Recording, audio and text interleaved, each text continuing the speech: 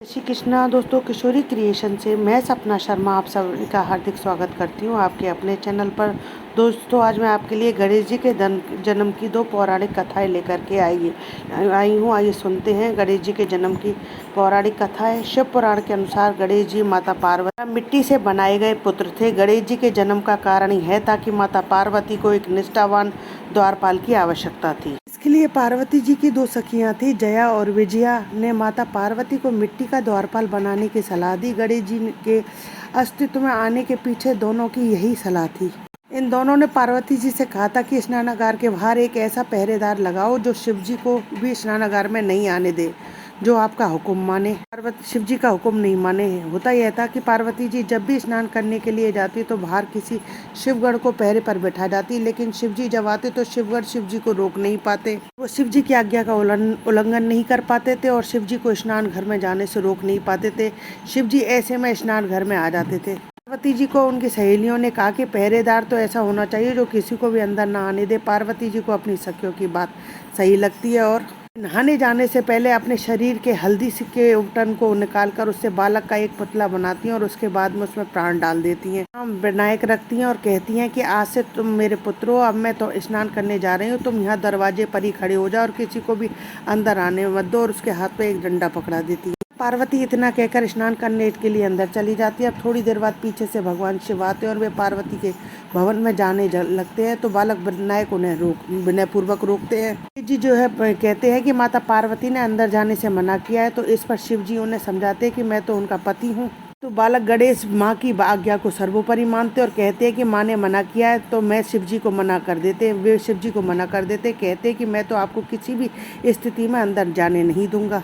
इस पर शिवगढ़ आ जाते हैं और गणेश जी को समझाते हैं उनको, और मना करने पर उस बालक के साथ युद्ध करने लगते हैं, परंतु वो बालक उन सबको मारकर भगा देते हैं। अब सारे देवता ब्रह्मा जी विष्णु जी भी आकर उस बालक को समझाते हैं, पर कोई भी उसे नहीं मना पाते। तब शिव जी स्वयं आते हैं और यह सब देखकर शिव जी क्रोधित हो जाते हैं। तो शिव जी को क्रोध देख करके बालक भी हट पर आ जाता है, जिससे उन दोनों के बीच भयंकर युद्ध होने लगता है और अंत में शिव जी अपने त्रिशूल से उस बालक का सिर धड़ से अलग कर देते हैं। धड़ से अलग कर भगवान जो इस भवन के अंदर चले जाते हैं। उन्हें देखकर माता पार्वती उनसे पूछते कि आप अंदर कैसे आए, क्या आपको मेरे पुत्र ने नहीं रोका? जी कहते एक बालक ने रोका था, परंतु मैंने उसका सिर जो है धड़ से अलग कर दिया, मैं उसके बाद में अंदर आ गया। सुनकर माता पार्वती बहुत क्रोधित हो जाती है और कहती है कि ये मेरा पुत्र था, आपने उसे कैसे खत्म कर दिया? पार्वती जी ने क्रोध में अपने कई शक्तियों को निकालती है और सबको संसार को खत्म करने का आदेश देती है। ऐसे में चारों ओर हाहाकार मच जाता है। भी समझ में नहीं आ रहा होता है कि इस सबको कैसे रोका जाए। सब माँ पार्वती को मनाने की कोशिश करते हैं,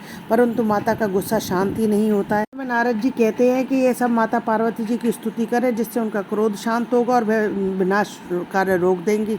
सब देवताओं ने ऐसा ही किया। माता पार्वती जी तो शांत हुई, परंतु इस बात पर मानी कि उनके पुत्र को दोबारा जीवित किया जाए। को जाकर सभी देवता ये बात बताते हैं, तो उन्होंने कहा कि उत्तर दिशा में जाओ, वहाँ जो भी पहली माता मिले जो अपने पुत्र की ओर पीट करके सोई हुई हो, उसके पुत्र का सर लेकर के गणेश के धड़ से जोड़ दो। देवता जो उत्तर दिशा में जाते हो तो वहाँ सबसे पहले एक हथनी अपने पुत्र की तरफ पीट करके सोई हुई होती है, तो शिव जी की आज्ञा अनुसार सभी देवता उस हाथी के बच्चे का सिर काट करके बालक के लगा देते हैं। इस तरह माता पार्वती प्रसन्न हो जाती है और उनके पुत्र का एक नया नाम गजानन मिल जाता है। सभी देवता भी भगवान गणेश की स्तुति करते हैं और उन्हें नए नए नाम देते हैं, जैसे गणेश, गणपति, विनायक, विघ्नहर्ता, गजानन। इस तरह गणेश जी का प्राकट्य भाद्रपद मास के शुक्ल पक्ष की चतुर्थी को होता है। भगवान शिव ने उन्हें आशीर्वाद दिया कि आपका जन्म भाद्रपद चतुर्थी को शुभ चंद्रोदय में हुआ है। स्त्री पुरुष इस दिन तुम्हारा व्रत रखेंगे, उनके लिए विशेष शुभ फलदायी होगा और जिस कामना से व्रत करेंगे वह कामना उनकी पूर्ण होगी। ये तो मैंने आपको गणेश जी की पहली कथा सुनाई। अब दूसरी कथा भी सुनते हैं गणेश जी के जन्म की। ब्रह्म वैवर्त पुराण के अनुसार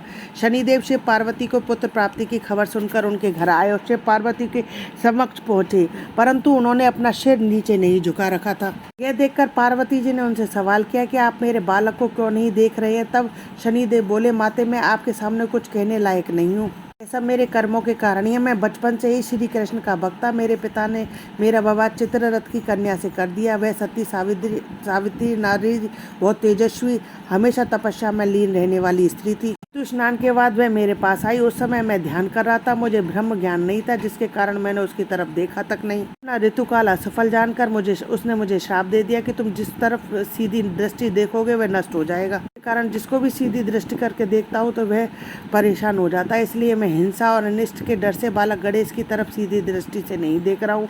यह सुनकर माता पार्वती के मन में कौतूहल हुआ। शनिदेव से कहा कि आप मेरे बालक की तरफ देखिए, वैसे भी कर्म फल के भोग को कौन टाल सकता है। तब जैसे ही शनिदेव ने बालक के सुंदर मुख की तरफ देखा तो उन्होंने शरीर की दृष्टि से बालक का मस्तक तुरंत उसके शरीर से अलग हो गया। पार्वती जो है विलाप करने लगी। यह देखकर वहां उपस्थित सभी देवी देवता, गंधर्व और शिव भगवान आश्चर्यचकित रह गए। उनकी प्रार्थना पर भगवान श्री हरि विष्णु अपने वाहन गरुड़ पर सवार होकर उत्तर दिशा की ओर गए और वहां से एक हाथी का सिर लेकर आए और वह सिर बालक के धड़ पर रखकर उसे जोड़ दिया। भगवान गणेश गजमुख हो गए। भगवान शिव ने उन्हें अपने सभी गणों का प्रमुख बना दिया। सभी देवताओं ने उन्हें आशीर्वाद दिया और उनकी उपासना की। तो इस तरीके से ब्रह्म वैवर्त पुराण के अनुसार गणेश जी के दूसरी कथा मैंने आपको सुनाई। यदि आपको मेरा ये वीडियो अच्छा लगे तो प्लीज़ मेरे वीडियो को ज़्यादा से ज़्यादा लाइक और शेयर करें।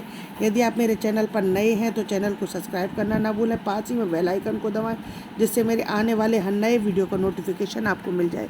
जय श्री कृष्णा दोस्तों।